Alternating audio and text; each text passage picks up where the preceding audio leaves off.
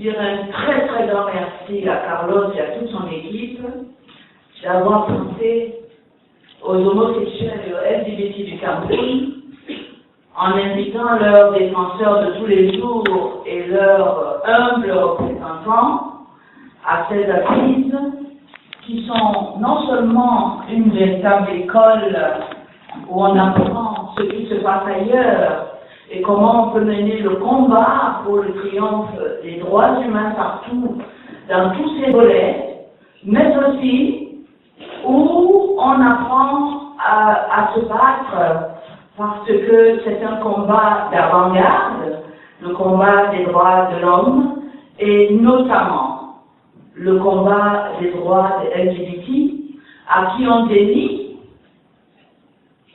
toute humanité, y compris à leurs défenseurs. D'accord. Oui. Merci beaucoup pour ça. C'est une grande contribution en présence ici, grâce à cette invitation. C'est une grande contribution à ce combat que je mène depuis 10 ans au Cameroun pour que l'homosexuel du Cameroun, lesbienne, bisexual, trans, retrouve sa dignité d'homme tout simplement et puisse vivre dans son pays comme un citoyen comme les autres.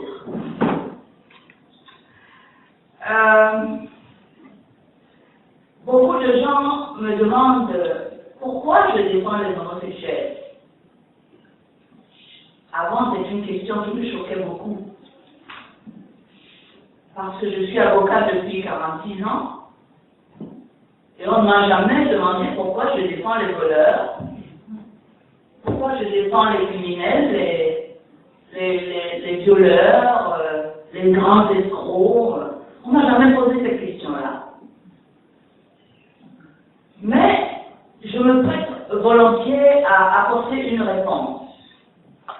Parce qu'en fait, mon engagement pour défendre les homosexuels ne date pas de 46 ans. Il date d'il y a seulement 11 ans. Et qu'est-ce qui s'est passé? J'ai reçu la visite de 4 jeunes gens, dont au moins 3 habitaient en France, qui sont venus me saluer au cours de leur séjour à Douala.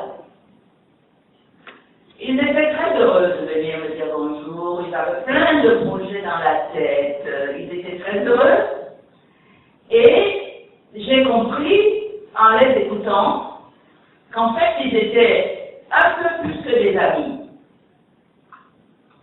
Et là, j'ai eu envie d'essayer de les mettre en garde au cas où ils étaient plus que des amis, en introduisant dans notre discussion le sujet concernant les pays qui pénalisent encore l'homosexualité aujourd'hui. Et j'ai eu ainsi la possibilité, très discrètement et très respectueusement, de leur faire comprendre que s'ils étaient homosexuels, il allait falloir qu'ils fassent très attention parce que leurs vacances pourraient tourner au cauchemar si d'autres personnes que moi s'apercevaient qu'ils étaient homosexuels, le Cameroun faisant partie de la triste liste des 38 pays qui pénalisent encore l'amour entre deux personnes. Et j'ai observé, en parlant de ce sujet-là, j'ai observé leur réaction et le soleil qui était rentré dans mon bureau s'est transformé en gros nuage noir et j'ai donc ainsi compris que j'avais finalement, dans un certain sens, très bien fait d'aborder le sujet. Mais lorsqu'ils sont partis de mon bureau avec une telle tristesse dans les mines, je me suis sentie terriblement interpellée. Interpellée d'abord comme une mère, comme une femme, qui peut avoir porté 10 enfants dans son ventre, parce que la portion aujourd'hui d'homosexuels au Cameroun est l'équivalent de 10% de la population, en tout cas entre 10 ou 12% de la population. Ce qui veut dire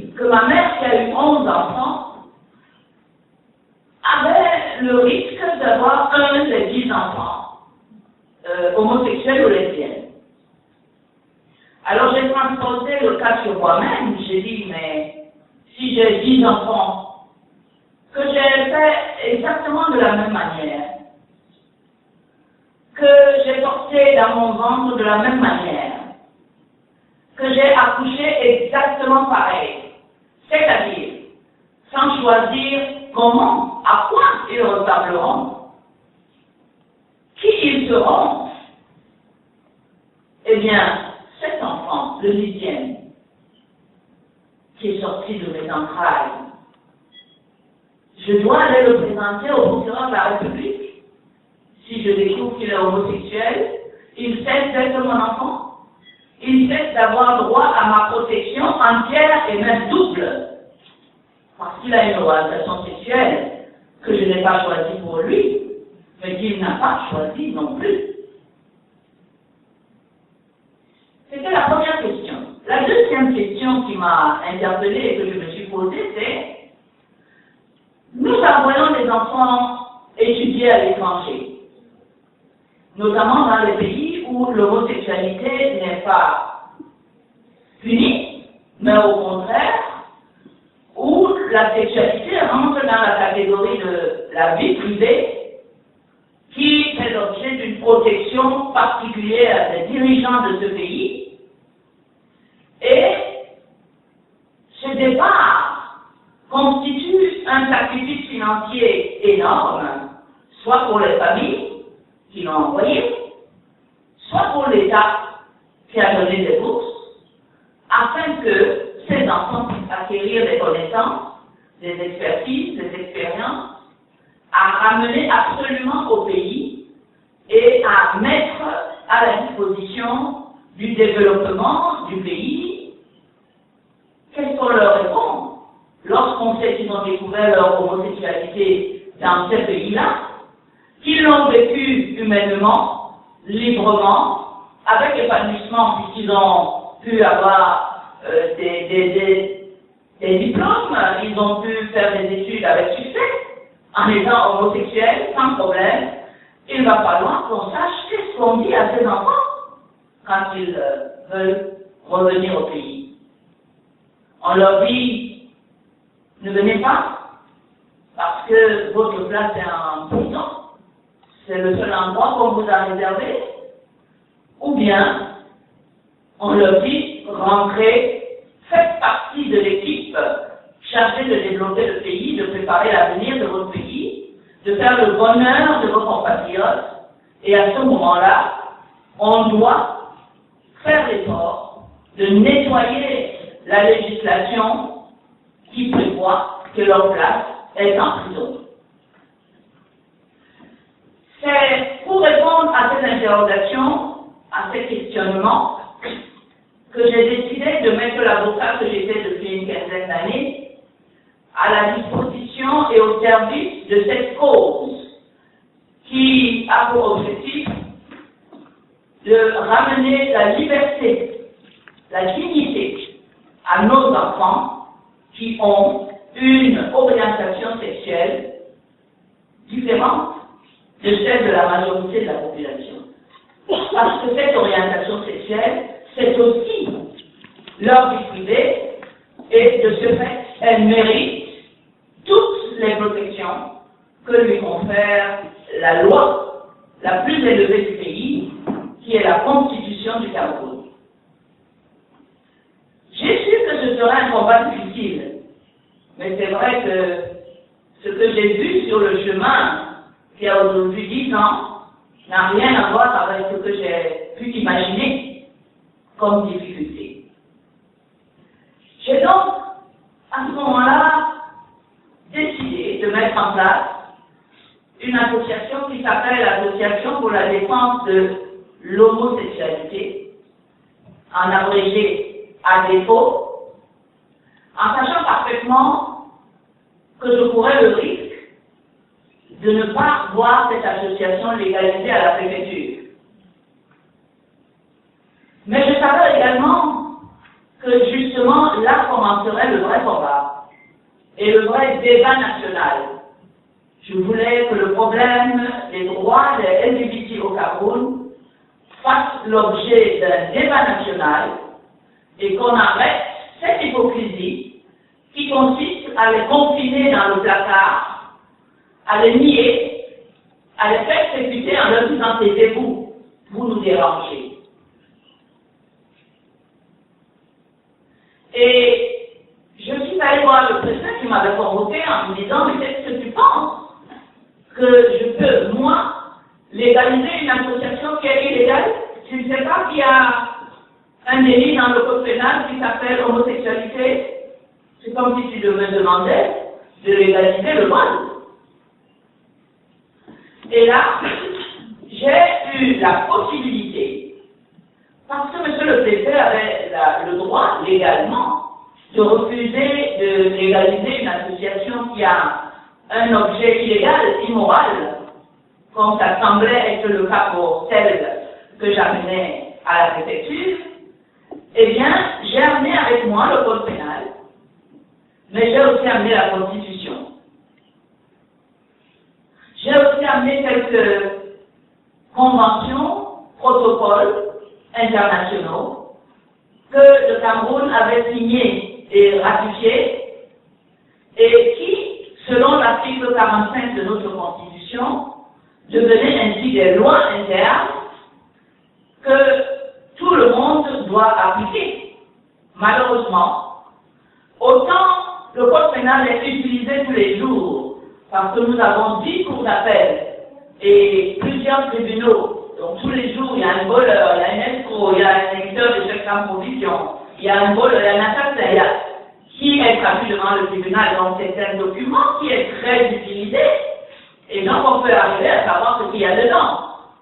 Mais de la même façon, très peu de gens, même les politiciens, lisent la Constitution une fois dans leur vie.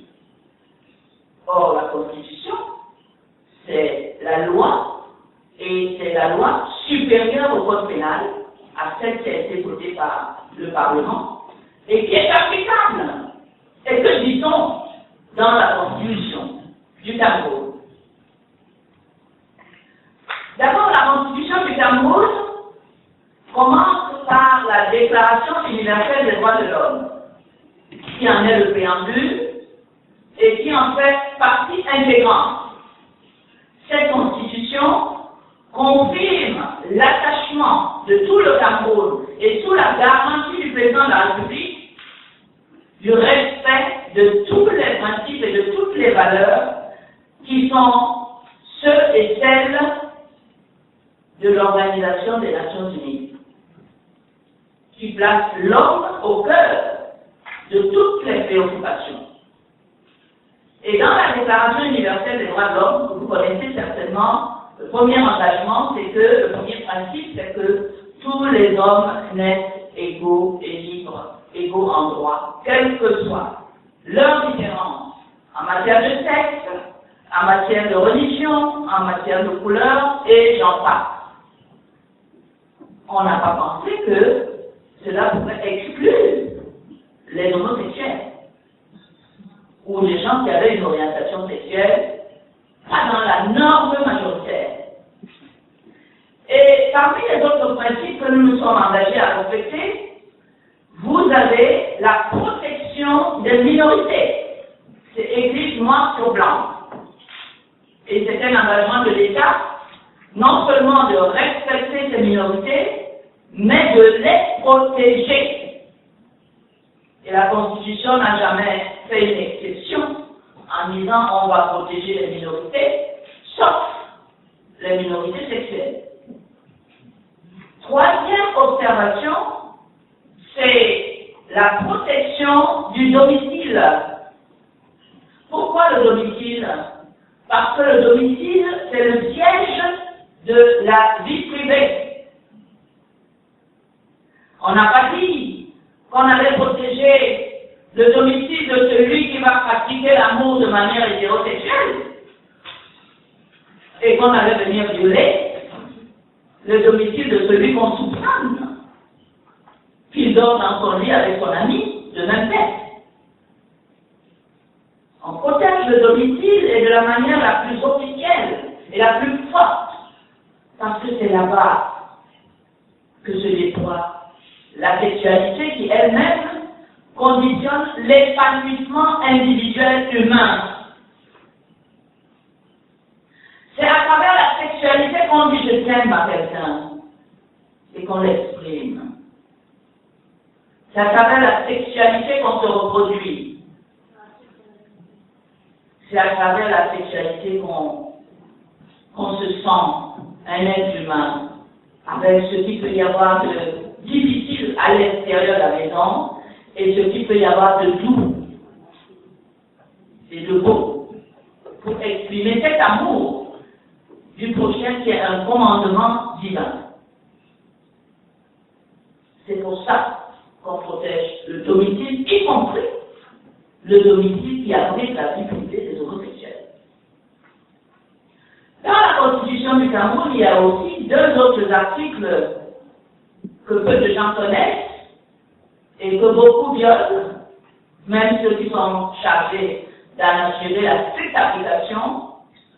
C'est que l'article 26 consacre la séparation des pouvoirs au Cameroun, parce qu'on est supposé être en démocratie.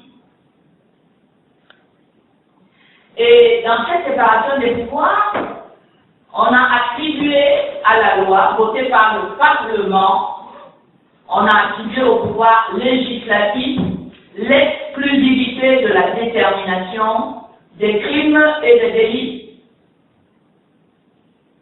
Et le Cameroun est un pays qui est indépendant depuis le 1er janvier 1960. Et c'est en 1965, par une loi du 10 juin 1965, que le premier Parlement du Cameroun a doté ce pays du Code pénal encore en vigueur aujourd'hui. Il était question de quoi? Il était question pour les députés de cette époque de recenser les actes et les comportements qui, une fois posés, causent un préjudice à autrui et ou à ses biens. Et ces députés-là, 5 ans après l'indépendance du pays, croyez-moi, étaient beaucoup plus proches des traditions africaines, des us et coutumes africaines, que ne le sont les députés d'aujourd'hui. Parce qu'en 1965, nous avions à peine des postes de radio.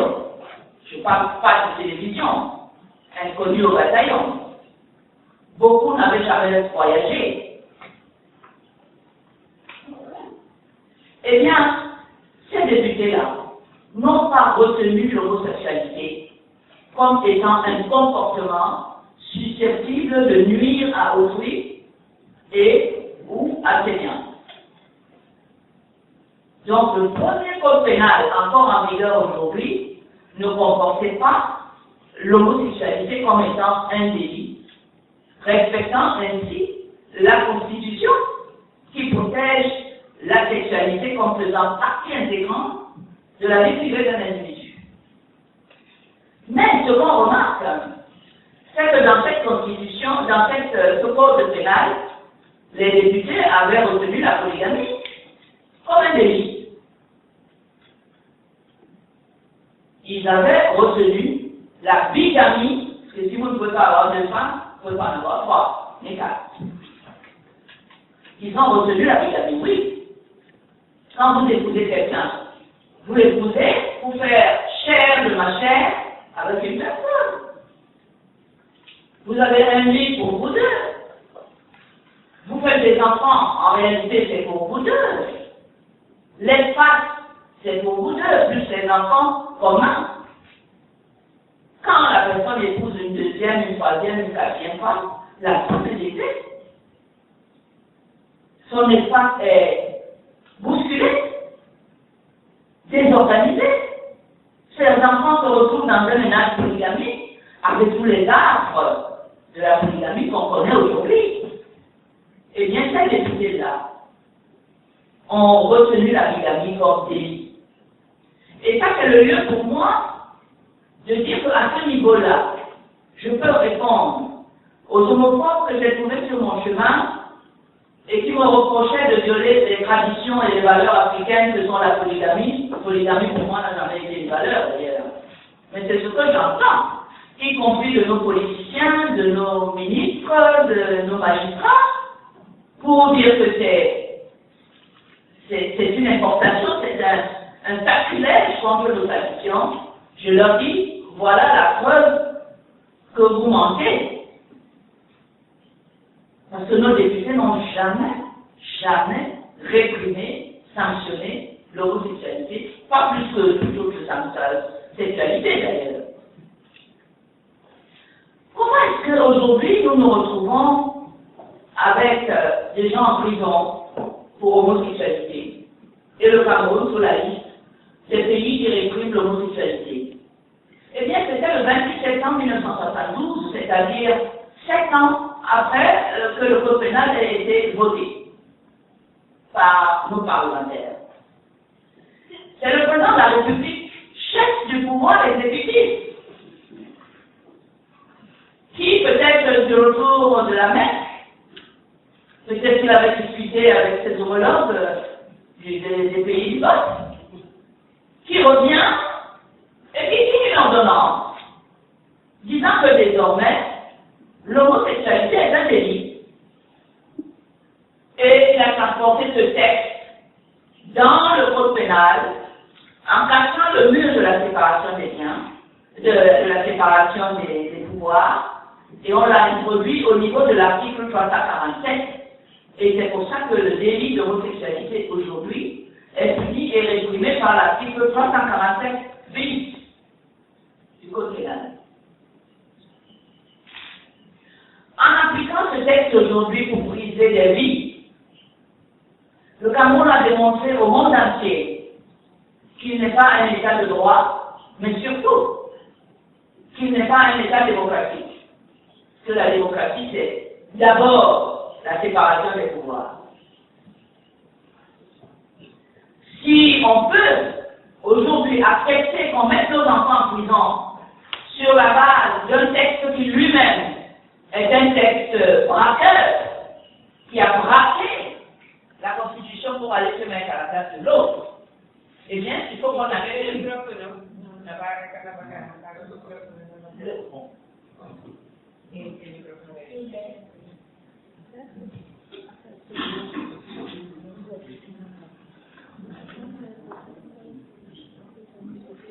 Le Cameroun doit assumer le fait qu'il est un État démocratique où le président de la République concentre tous les pouvoirs entre ses mains.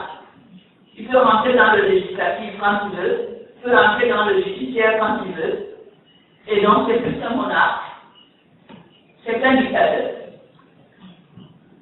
Et à ce niveau-là, on peut dire que les pays qui pénalisent l'homosexualité, que ce soit en Europe ou la Russie, ce sont des pays où il manque gravement de démocratie.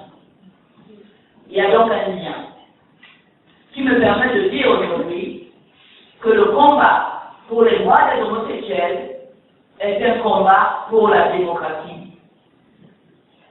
Et la démonstration est faite. Je voulais parler également de l'article 45 de la Constitution du Cameroun, qui établit la hiérarchie des normes et qui dit que la loi supérieure au Cameroun, c'est la loi internationale, qui résulte d'un traité, d'une convention, d'un protocole, qui a été signé et ratifié par le Cameroun, et qui devient ainsi la loi nationale du Cameroun supérieure à la Constitution, et donc supérieure à la loi portant code pénal. Quand on a étudié le droit, les étudiants en droit savent ce que c'est que le principe de l'égalité d'un texte. La loi ne peut pas être prise en violation de la Constitution. À ce moment-là, ce n'est plus une loi, et le juge du pouvoir judiciaire doit l'écarter. Parce que, ayant l'obligation de motiver ses décisions en fait et en droit, il ne peut pas modifier en droit une décision qui enlève à quelqu'un son droit fondamental de liberté de droit à la vie privée sur la base qui est irrégulier. Ce n'est pas possible. Voilà donc la situation absolument confuse aujourd'hui qui règne au Cameroun. Et il est inutile de chercher à dire, voilà, la communauté internationale va concentrer ses attentions sur l'Ouganda parce qu'il y a une nouvelle loi qui est sortie, etc., ou le Nigeria, et oublier les crimes qui se commettent dans le silence et l'indifférence dans cette matière-là, au Cameroun, où c'est silence on tue. Et on tue sur la base de textes qui ne sont pas légaux. Donc l'attention de tout le monde aujourd'hui, étant donné le principe de l'universalité et de l'indivisibilité des droits humains, c'est aujourd'hui essayer de voir dans quelle mesure on peut accompagner le Cameroun dans la difficile mission d'établir un état de droit où il respecte lui-même ses propres textes qu'il a mis en place. Parce que généralement, ici, les Occidentaux ont l'habitude de dire oui, mais si on intervient, vous savez, je dis non. Les droits de l'homme n'ont pas de nationalité, ils ont toutes les nationalités. Ce sont des droits humains. Ils sont indivisibles et universels. Et je pense que c'est aider un pays comme les nôtres, Uganda, tous les autres, à instaurer chez eux un état de droit. Et la démocratie, bien sûr, parce que ça va ensemble. Sinon, ça me donne l'occasion de passer dans les faits, dans la pratique de mon activité que je voudrais partager avec vous. Quand j'ai franchi l'étape administrative en 2003, en convainquant le préfet, avec des arguments que je lui ai apportés, qui est indiscutable d'ailleurs, et qu'il a autorisé à l'ECO à fonctionner, comme étant une association qui défend les droits de l'homme, qu'il doit défendre lui-même et protéger par délégation de pouvoir, parce qu'il a été nommé là-bas par celui, le président de la République, le préfet, c'est un représentant du président de la République. Quand je l'ai convaincu qu'en réalité nous avions le même combat et qu'on était du même côté, j'ai pensé que mes ennuis étaient finis. Pas du tout, que mes. À ce moment-là, je donne ma première interview à RFI au cours d'une émission publique. Et là, je réalise que ce combat-là est dangereux. Parce que j'ai reçu des jets de pierre, j'ai failli être lapidé, parce que je défendais les droits de l'homme, en fait. Et c'est là qu'en tant qu'avocat, j'ai affronté mes premières menaces de mort. Avant mon activité pour la défense des droits des homosexuels, j'avais défendu comme avocat des gens, des voleurs, des braqueurs, toutes sortes de criminels. Il y en a même qui ont été condamnés à mort dans les années 72-73. Je n'ai jamais été menacé. Et pourtant, j'ai défendu des gens qui ont causé un préjudice à d'autres, à des familles. Parce que quand vous tuez quelqu'un, vous causez un préjudice à sa famille. Quand vous volez par braquage, vous causez un préjudice à l'autre. Je n'ai jamais été menacé. Mais je subis beaucoup de menaces de mort depuis que je défends des gens qui n'ont causé aucun préjudice à personne. Les homosexuels. Ma première apparition comme défenseur des homosexuels a eu lieu en 2005. En 2005, en lisant les journaux, je vois qu'on a arrêté 11 jeunes gens à Yaoundé. Moi j'habite à Douala, à 300 km. Yaoundé c'est la capitale politique du Cameroun. Moi j'habite à la capitale économique à Douala. Je vois qu'on a arrêté 11 jeunes gens qui passent au tribunal à Yaoundé pour homosexualité. Donc je fais mon baluchon, je prends l'avion, je vais à Yaoundé et je vais les voir. Et il m'explique qu'ils étaient tranquillement en train de prendre un verre dans un bar du quartier, lorsque dans l'après-midi, ils ont vu la police faire irruption dans le bar, vider le bar, raser tout le monde, hop, dans le panier à salade. Donc on les a amenés au commissariat. Ceux qui avaient des parents ou des alliances ou des amis bien placés ont disparu. Ils étaient à peu près 35. Et les 11 pauvres gars qui n'avaient personne et qui n'avaient pas non plus les moyens de payer pour leur libération sont restés là-bas. Et on les a amenés chez un procureur de la République qui a trouvé le moyen de les inculper pour homosexualité. Et je les ai envoyés en prison. On a bataillé pendant 10 mois pour obtenir leur libération. Et pendant ces 10 mois qu'ils ont passé en prison, abandonnés de tout, violés en prison, contaminés par le sida, il faut le dire, le procureur n'avait aucune preuve. Qu'est-ce qu'il a fait? Il a demandé à des professeurs de médecine et à des autres docteurs de venir faire des examens à nous en prison. Vous êtes en prison depuis 6-7 mois, et on demande à un médecin de venir vous violer en fait, parce que moi j'appelle ça un viol. Ce n'est pas un acte médical. Et c'est ce qu'il subit. On n'a jamais attrapé un homosexuel en train de faire l'amour avec un autre. Mais à chaque fois on les arrête sur la base des dénonciations, du chantage, et ensuite on envoie un médecin pour faire des examens anneaux, visiter leur anus pour savoir s'il y a des traces de sperme, même 10 mois après qu'il a été arrêté. Parce qu'en fait, ce délit est un délit impossible. Même quand il s'agit d'un adultère, ce n'est pas évident de trouver l'adultère. Et les homosexuels ne font pas l'amour dans la rue. Donc voilà un délit qu'on ne commet, qu'on ne peut sanctionner qu'en commettant soi-même un délit. Violation de domicile, viol par le médecin, parce que depuis 1976, où l'OMS a déclaré que l'homosexualité n'était pas une maladie, les médecins n'ont rien à voir avec votre anus, avec la loi de force, contre votre volonté. La loi internationale considère qu'il s'agit là d'un traitement inhumain, dégradant et cruel, complètement interdit, et qui peut être de nature à faire annuler une procédure pénale commencée contre vous.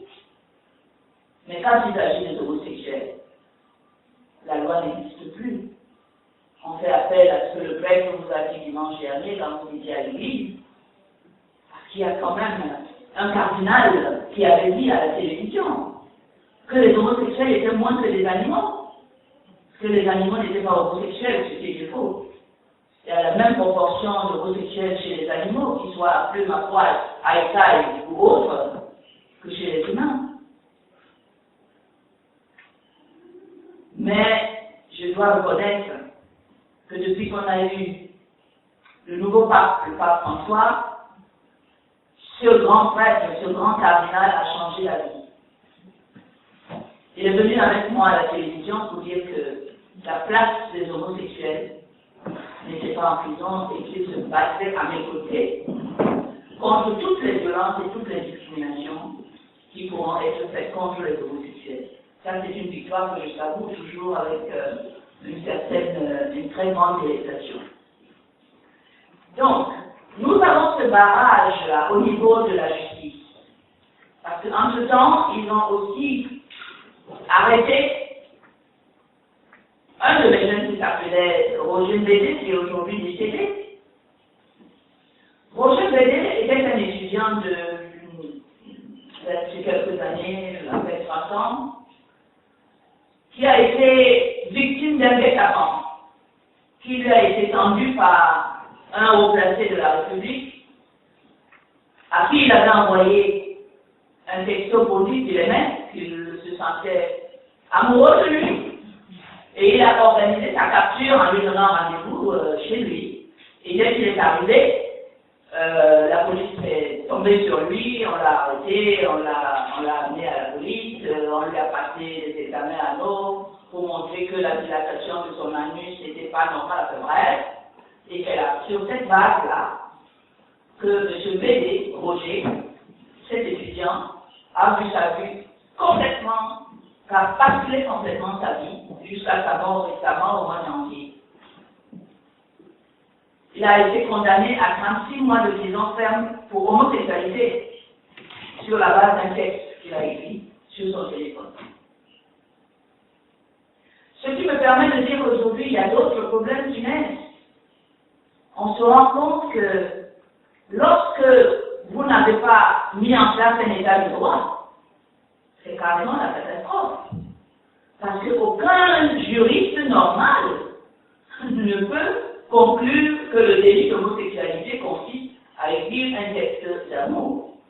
Ou alors, il faut que tous les pasteurs, tous les chrétiens, qui tous les jours nous disent « aimez-vous les uns les autres », aient un non.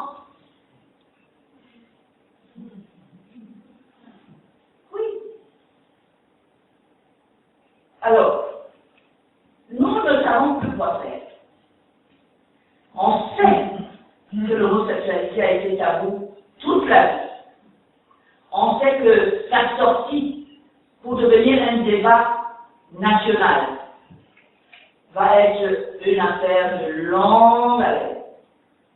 Il faudra beaucoup communiquer.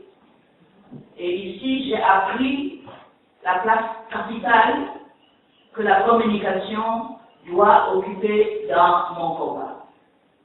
Il s'agit d'expliquer à une maman qu'on ne rejette pas son enfant parce qu'il a été arrêté pour homosexualité, parce que, un, ce n'est pas toujours établi, et de deux, même s'il l'était, il faut lui expliquer qu'il reste son enfant et qu'il a les mêmes droits à l'amour et à l'attention maternelle que tous les autres enfants. Il faut donc établir un dialogue avec les familles, parce que tous ceux que j'ai assistés, accompagnés dans les prisons, dès lors qu'il s'agit d'homosexualité, se sont retrouvés seuls, abandonnés, y compris par leur maman. Et ça, c'est la chose qui leur fait le plus mal. Les homosexuels sont tellement, ou les prévenus, ou les présumés, très attachés à l'amour de leur maman, beaucoup plus qu'à la prison. Quand ils se retrouvent tout seuls, sans la maman, sans l'affection, le soutien de la maman, ça fait le casse. Et je pense que c'est un crime d'organiser la séparation ou le rejet par une maman de son enfant. Tous ceux qui peuvent prêcher dans ce sens, que ce soit les religieux, que ce soit les juges, les policiers, que ce soit les gardiens de prison, sont des criminels. Mais c'est ce rôle que j'essaie de jouer, cette maman d'adoption. Mais j'avoue que lorsque je ne suis pas encouragée par des rencontres comme celle-ci, j'avoue humblement que quelquefois j'ai souhaité qu'il reste en prison un peu plus longtemps. Parce que quand ils sortent de prison, je suis devenue une maman d'adoption, je suis devenue leur prêtre, je suis devenue leur famille, je les ai accompagnés pendant 10 mois, 11 mois, 36 mois. Ils n'ont plus d'autres racines que moi. Et parfois, je n'arrive pas à faire face. Et là, je me dis, est-ce que ça vaut la peine de les accompagner, de les sortir de prison, si une fois la liberté recouvrée, ils deviennent rien. Ils n'ont plus à manger, ils n'ont plus de toit. Ils ne sont plus l'objet des attentions de la communauté internationale, ni de moi-même, puisque je dois m'occuper de ceux qui sont encore en prison. Et ça, c'est le noir total.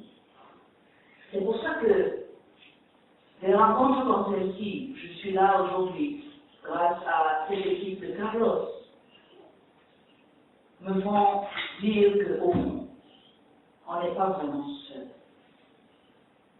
Parce que Carlos ne m'a pas invité ici pour vous rencontrer pour rien, pour que vous aussi vous me lâchiez un certain ici. Je ne pense pas. Je pense que le réseau se tisse. Je pense que le réseau de l'espoir, surtout, de cette solidarité qu'il a démontrée en visitant ici, c'est-à-dire en fait, en invitant les homosexuels du Cameroun, en leur disant que vous n'êtes pas seuls, ce réseau-là est important. J'ai appris l'importance de la communication. J'ai envie de faire un film. J'ai compris la force de l'image. Cette image que vous nous avez montrée en Irak, en Égypte, au Liban, chez toi, Paula, et toi. Ces images sont parlantes. Beaucoup plus parlantes que mon discours d'aujourd'hui et les voyages à l'Ambaï, sans forcément un visa, mais elles sont beaux. C'est pour ça que ma présence ici constitue le début de la solution. Parce que vous m'intégrez dans une grande famille de solidarité dont j'ai absolument besoin. Je disais hier à Ramien, qui a failli en pleurer, que dans mon pays, nous n'avons pas de salle de cinéma. Elle m'a dit, mais comment? J'ai dit, oui, c'est une réalité. C'est-à-dire que la politique générale consiste à me réduire au silence. C'est un sujet qui dérange et il ne faut pas en parler. Et tous les moyens sont bons. La première fois que je suis allée voir mes 11 premiers arrêtés, j'ai été arrêtée, enfin, j'ai été arrêtée, interpellée, gardée à vue, gardée à vue à la gendarmerie à côté, parce que j'avais mon téléphone portable et je fais des photos de mes clients, de mes jeunes protégés, qui devaient passer au tribunal la semaine d'après. Je suis allée les encourager, les préparer à l'audience, et puis j'ai fait des photos d'eux. Et il y a une matrone qui m'a vue et qui est allée alerter le régisseur, qui a appelé la gendarmerie, ils sont venus me m'arrêter.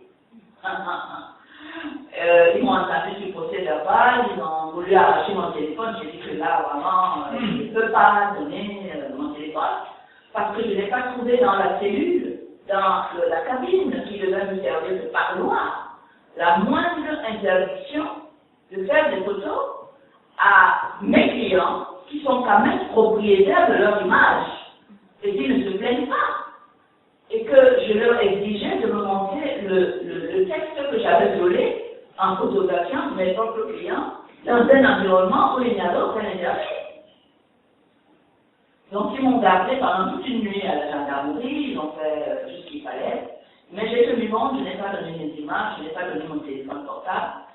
Et comme, je ne sais pas comment les journaux ont fait, mais on a su que j'étais arrêtée là-bas, évidemment, les ambassadeurs des pays étrangers qui m'apportent beaucoup de support ont fait ce qu'il fallait pour qu'on me libère.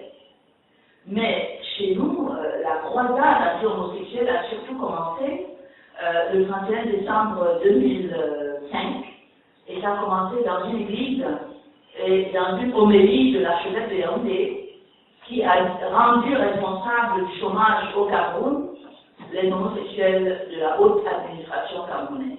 C'est ce jour-là qu'on a commencé la haute répression, la forte répression des homosexuels. Donc vous voyez, il y a quand même cet espoir-là, parce que c'est par l'Église que ça a commencé, et aujourd'hui, l'Église a fait des progrès et à nos côtés pour prêcher la non-discrimination à l'égard des homosexuels. Mais ça, c'est grâce à vous tous. C'est grâce à vos représentants au pays qui me donnent la parole, que je n'ai pas là-bas. La première fois qu'on a pu essayer d'organiser un séminaire dans un hôtel, on a été envahi par le préfet, le sous-préfet, la police, la gendarmerie, les hooligans. On nous a empêchés de tenir le séminaire sous prétexte que l'homosexualité était un sujet tabou, c'était un délit, et qu'il ne fallait pas en parler.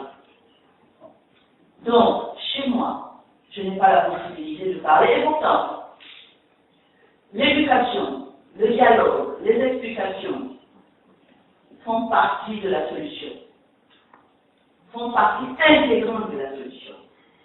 Il faut que les membres de la communauté homosexuelle sortent du placard et s'assument comme citoyens à part entière et apprennent à s'approprier le combat et à le défendre. C'est très dangereux, je sais. Mais nous avons commencé. Vous avez aujourd'hui pas mal d'associations de LGBT sous le couvert de la lutte contre le sida qui travaillent beaucoup. Parce qu'en violant les droits des LGBT, leur droit à la vie, à une sexualité responsable comme les autres, c'est-à-dire en ayant comme interdit que le viol, que la publicité, l'ouvrage public, eh bien, il faut que nous puissions nous battre et le font. Et le font à travers toutes sortes d'astuces que nous trouvons.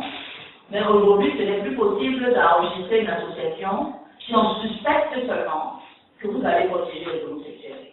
C'est du non-dit, mais c'est très efficace. Donc,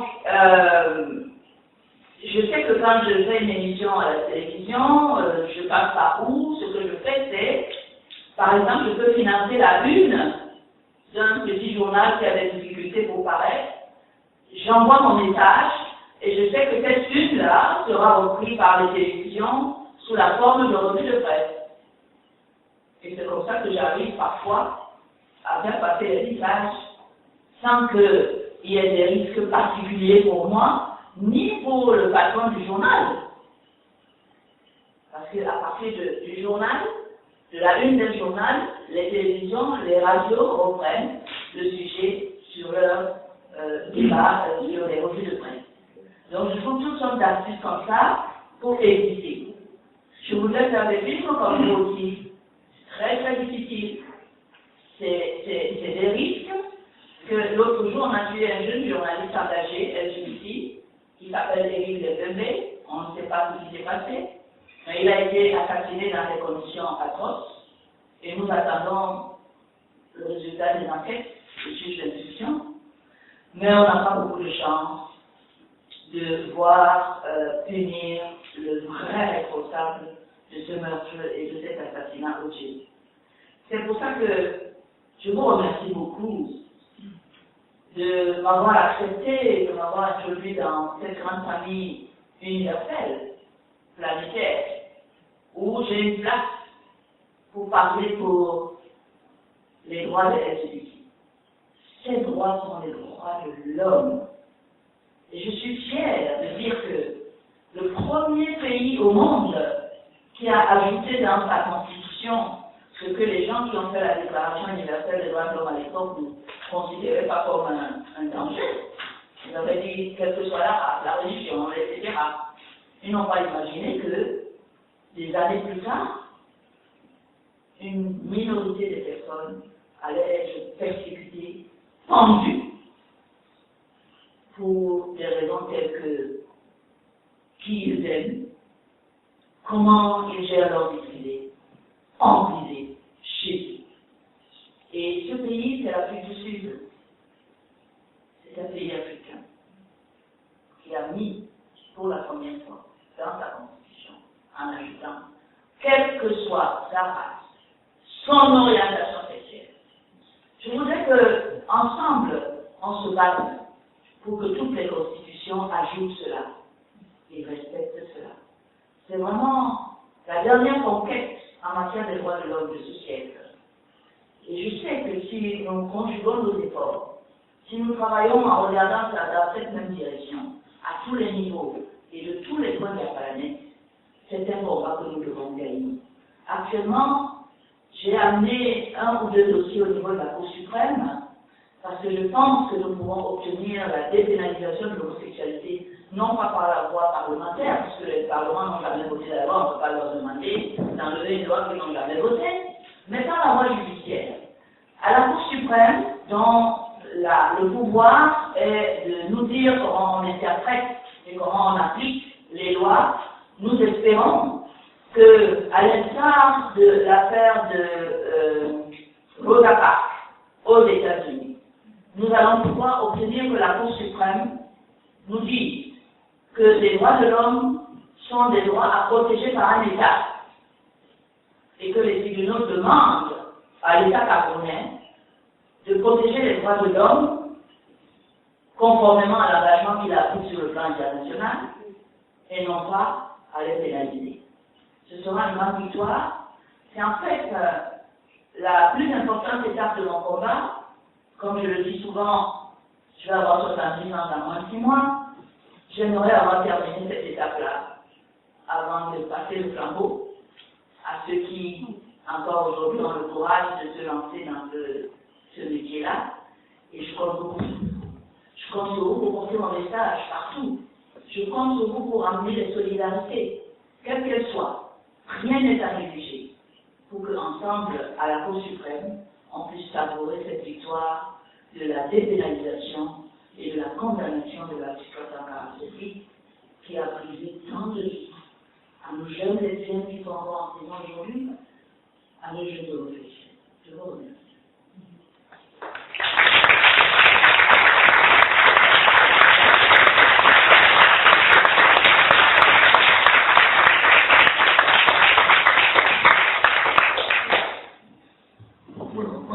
Tenemos 10 minutos para intervenciones, porque a la tarde Alice tiene una comparecencia ante la Comisión de Derechos Humanos del Parlamento Vasco, que es parte también de nuestro trabajo político, aparte de los encuentros públicos, tener encuentros con los de nuestro país y buscar su compromiso para la solución de este y de otros problemas que nos afectan a los seres humanos. Antes de pasar la palabra, decirle a Liz que nosotros no sabemos esto es el principio de la solución. Lo que sí que sabemos, eso es muy claro, y todos los últimos, es que este sí que es el camino de las soluciones, que podemos juntarnos. Decía también el primer día que esto era como una pequeña ONU, y ahora, por el espacio en el que estamos compartiendo, y ahora si me escuchaba, yo, pues igual esa ONU que perdió el papel en su día, porque las G, primero el G7, luego el G8, luego el G20, y luego no sé qué G económico, le absorbió el papel que tenía que tener. Igual va siendo hora que tenemos nuestra propia organización, y yo siempre escuchaba, y bueno, aquí podemos hacer la organización de comunicadoras y comunicadores unidas, ¿no? Para que en esas causas, no sé si hay que solucionarlas, pero por lo menos para que la gente que está en estas causas no se sienta tan solas, que eso ya es muchísimo. 10 minutos y de intervenciones y una vamos por el mismo momento y 4 minutos. Bueno, primero agradecerte por tu intervención. Me ha aportado de lo personal muchísimo. La anterior película que yo realicé, que fue precisamente con la que nos convivimos con Carlos y que tuvo mi invisible hace 2 años, fue con la comunidad transexual en Colombia, putas o peluqueras de pintura. Era un documental sobre las dificultades laborales que existen allá para este colectivo, ¿no? Que parece que socialmente solamente tienen esa calidad, no son putas o son peluqueras, y ahí medio las aceptamos, pero en el resto de los ámbitos sociales son excluidas. Ha hablado mucho del tema de la homosexualidad y de cómo no es comprobable el ámbito de la intimidad de estas cosas. Me imagino que entonces la transexualidad ni siquiera debe existir en Camerún porque es visible, porque los hombres transexuales a lo mejor se camuflan un poco más, pero las mujeres transexuales son muy visibles y por eso son tan a menudo objeto de estigmas y de ataques y de rechazo y bueno, todos los problemas que hay en los países de Latinoamérica con ellas. No sé cómo ya la situación con la comunidad trans en Camerún.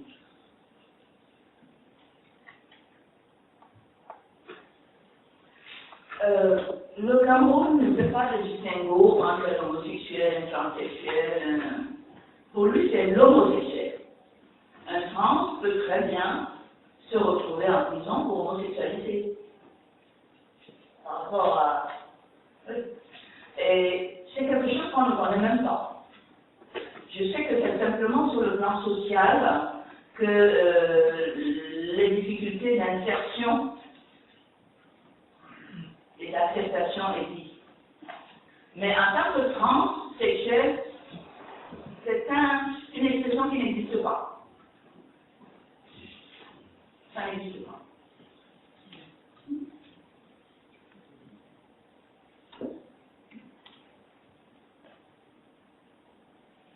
Merci beaucoup, Alice. Au Liban, par exemple, c'est un pays où aussi il y a une loi légale contre les homosexuels, mais en même temps, il y a une acceptation social du fait que quelqu'un soit homosexuel, même dans des endroits les plus populaires, où on a, c'est-à-dire indirectement, on accepte que cette personne soit efféminée, elle soit homosexuelle, elle s'habille comme des femmes, mais quand on sort de cette cause publiquement, les gens sont contre. Est-ce que c'est le cas un peu au Cameroun, c'est-à-dire que les gens acceptent que ce soit indirect et que sans qu'on parle de ça, ou pas du tout? Je pense que l'homophobie au Cameroun est une homophobie d'État. Parce qu'un homosexuel, c'est d'abord un enfant. Un homosexuel appartient à une famille, à la société. C'est parce qu'on a pénalisé l'homosexualité, on a stigmatisé l'homosexualité que les choses se passent de cette manière-là. J'ai assisté à un atelier il n'y a pas très longtemps où on était en train de faire le bilan des 15 dernières années pour le SIDA, le Shalom du millénaire. Et j'ai fait un exposé pour dire que la répression de l'homosexualité a des conséquences très graves sur le droit à la santé des homosexuels. Parce qu'ils sont un groupe à risque qu'on n'arrive pas à atteindre, ni pour la prévention, ni pour la prise en charge, ni rien du tout, dans un environnement où la sexualité est pénalisée et où la maladie se transmet par la sexualité. Alors, ce qui fait que les efforts qui ont été faits, qui sont faits quotidiennement par la communauté internationale, le Fonds mondial, etc., sont à l'eau parce que la violation de leurs droits fondamentaux entraîne la violation de leur droit à accéder à la santé et donc les expose, et c'est là où vous avez un taux de prévalence extrêmement élevé. Or, ils continuent à être des vecteurs de transmission et ils le font sous la forme de la bisexualité. Ils sont obligés d'avoir... et ils transmettent sans arrêt. Alors, les gens n'ont pas vraiment le temps de s'occuper des homosexuels. Mais il y a ça, parce qu'il y a un médecin qui est venu me poser la question, mais maître, bon, c'est bien, ces gens sont à risque, ils ont des droits, c'est vrai, mais nous, les médecins, on ne l'écrit pas, mais on nous dit derrière que si en faisant nos visites de ces personnes-là, on se rend compte que quelqu'un est homosexuel, on doit signaler à la station de police la plus proche. Vous voyez que l'homophobie, l'inacceptation, le rejet vient des politiciens. Ça vient de l'administration. Alors que c'est cette administration qui devrait protéger, qui devrait... Sinon, les gens vivent avec leurs enfants homosexuels, on ne les rejette pas tout le temps, mais c'est quand? Le cas de Roger Bédé qui est mort dernièrement. Roger Bédé est un étudiant qui était arrivé en master à l'Université catholique au Cameroun. Il n'y a jamais eu de problème avec sa famille, non? Jamais. Mais le jour où on l'a arrêté pour homosexualité, la famille s'est dit, ah bon, c'est ça? Non. Tu nous souilles, voilà. Donc, en fait, l'homophobie, c'est une homophobie d'État qui est infusée et qui permet aux gens de ne pas demander des comptes à un gouvernement qui est là depuis 31 ans et qui ne vous donne pas de l'eau potable et qui ne prend pas de dispositions pour que le choléra devienne une maladie du passé. Ni la poliomyélite qui ont été vaincus par la science. Voilà. Moi, je rinçais les biberons de mes enfants avec de l'eau qui sortait du robinet de ma maison. Aujourd'hui, je ne peux pas rincer les biberons de mes petits-enfants avec de l'eau parce qu'il y a la tasse. Vous trouvez un coupable. Il faut détourner l'attention. Qu'est-ce que vous répondez à votre population si vous ne pouvez pas leur donner de l'eau 30 ans après que vous ayez pris le pouvoir? Vous ne pouvez pas répondre. Alors vous trouvez des exutoires. Et ce sont des homosexuels. Et ça part d'en haut. Voilà.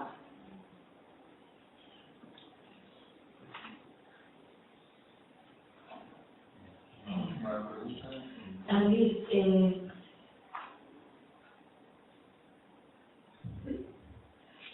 yo creo que el tema de la homosexualidad, o sea, es algo, has dicho muy bien, que es un problema universal, porque incluso aquí en España y en muchos países europeos hasta hace poco se ha estado luchando a favor de los derechos de que las personas se quieran, ¿no? Se aman y se quedan en libertad.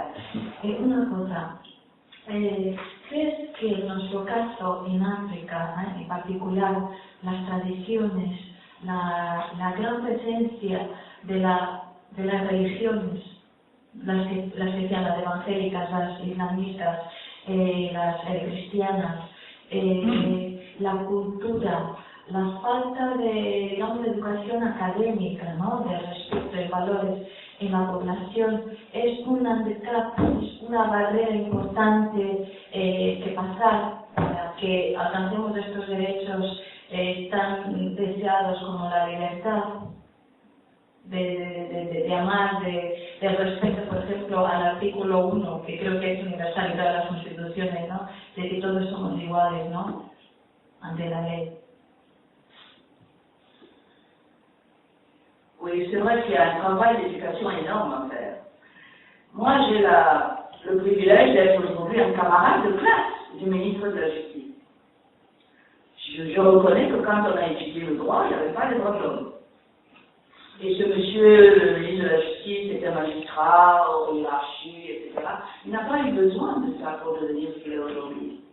Aujourd'hui, on ne peut plus parler des droits de l'homme, il ne me reçoit plus dans son bureau.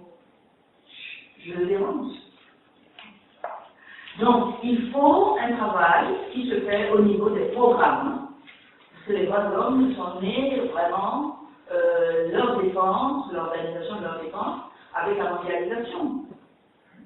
Dans nos pays africains, c'était les partis uniques. On n'avait pas le temps pour l'individu. Donc, c'est vraiment un paradigme qui est nouveau et qui doit être enseigné dans les universités, dans les écoles qui forment la police. Il y a des écoles de police, les magistrats, il y a des écoles de magistrature, l'administration. Il faut commencer à leur enseigner ça. C'est là où je demande aux gouvernements étrangers qui sont, ou d'ailleurs, nous avons emprunté la répression de l'homosexualité. Comme je vous l'ai dit, elle n'existait pas dans le code pénal camerounais d'origine. Nous l'avons emprunté dans le code français sous l'occupation nazie. On a copié cet article-là pour l'introduire dans le code pénal camerounais.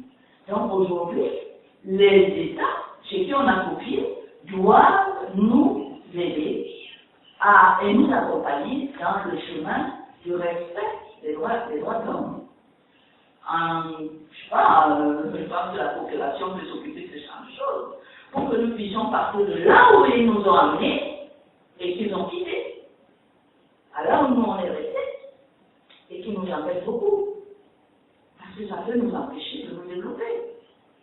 Vous ne pouvez pas créer un régime où on rejette les uns parce qu'ils sont différents et penser que vous allez développer un pays. C'est impossible. Donc il y a un travail d'éducation et c'est là où la communication est capitale. Parce que j'ai vu le chemin qui a été parcouru depuis que je parle de ce sujet à la radio ou à la télévision. Il y a beaucoup de gens qui ne savaient même pas que la Constitution instaurait un certain nombre de règles qui rendaient complètement impossible à appliquer l'article 347 bis, y compris chez les magistrats, y compris chez les juges, les ministres et tout ce monde-là. Dernièrement, j'ai dû intervenir auprès de la Commission nationale des droits de l'homme, qui est censée être l'organe où on peut aller les droits, mais qui est tenu par un homophobe convaincu. Je lui ai apporté la nouvelle décision qui a été rendue dans la session du mois d'avril-mai par la Commission africaine des droits de l'homme, qui condamne tous les pays qui punissent l'homosexualité. C'est la Commission africaine des droits de l'homme. Donc c'est le respect de la différence, de la diversité, l'amour de l'autre, ce sont des valeurs typiquement africaines. C'est l'application qui est ici. C'est l'application qui connaît les manipulations, pour toutes sortes de raisons. Et dans ce combat, parce que c'est un vrai combat, qui demande une vraie stratégie, des hommes, des femmes, des ressources humaines, et tout, il faut le gagner, il faut le mettre en place, il faut les fédérer, il faut les mettre en ordre de bataille. Il faut les faire bouger. Lorsque je vois le matin un télévangéliste prêcher la guerre contre les homosexuels dans les télévisions nationales, qu'est-ce que nous on fait pour répondre à ça? On n'a pas d'espace. Et on a les meilleures réponses. On a les meilleurs arguments. Mais comment on fait pour les faire partager? Pour donner aux gens au quartier qui ont vu ça l'argument de dire ah non, je sais maintenant que. Comment on fait? Qu'est-ce qu'on a fait? Je pense que nous, les défenseurs des droits de l'homme et de ces droits-là, nous n'avons pas encore commencé à organiser notre combat, à le structurer avec l'objectif de gagner. Je pense que ce qu'on dit aujourd'hui, c'est le début de peut-être de cette prise de conscience que c'est un combat qu'il faut mener, un vrai combat, avec des vraies stratégies, des hommes, des femmes, des moyens, des objectifs, du temps. Immédiat. Je pense que si on le fait, et on a commencé là, il n'y a aucune raison pour qu'on ne réussisse pas. Nous avons aujourd'hui les décisions de la Commission africaine des droits de l'homme. On ne pourra plus dire que ce sont les étrangers, que Obama vient nous imposer ça. Pas vrai? On ne pourra plus dire ah, c'est la religion. Le pape a dit non, je ne suis pas là pour juger, je n'ai pas la compétence pour juger un homosexuel. Qu'est-ce qu'on fait pour que ces paroles viennent remplacer celles qui étaient avant et qui poussaient à l'homophobie et qui sont rentrées dans des têtes? Comment on fait pour les sortir de là et pour les remplacer? C'est un travail de longue haleine. C'est un travail de longue envergure qui demande beaucoup de choses, mais c'est un travail passionnant qu'il faut qu'on fasse. Parce qu'il est question de la dignité humaine, parce qu'il est question de la liberté et des droits. Sans ces droits-là, nous ne pouvons pas constituer une société digne de ce nom, where there is a better place for everybody.